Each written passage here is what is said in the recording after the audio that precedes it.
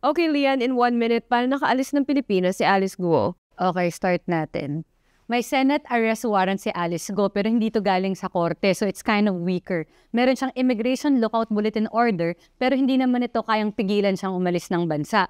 HDO yon yung kayang magpigil pero wala pa naman siyang kaso sa korte. Meron sanang precautionary HDO pero hindi naman humingi ang mga DOJ prosecutor nito para sa kanya.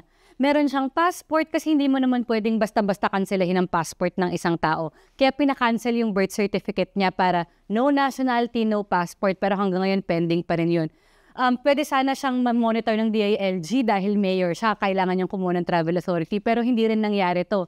Merong mga tao ang Bureau of Immigration sa mga points. Pero meron daw informal entry and exit points na walang taong BI. Akalain mo yun, meron tayong mga points na walang taong BI. So baka doon, umalis si Alice Go noong June 18 via air, allegedly, pero di natin alam kung saan dito sa Pilipinas kaya siya nakarating ng Kuala Lumpur noong July 18. Tapos na! Okay. Thanks,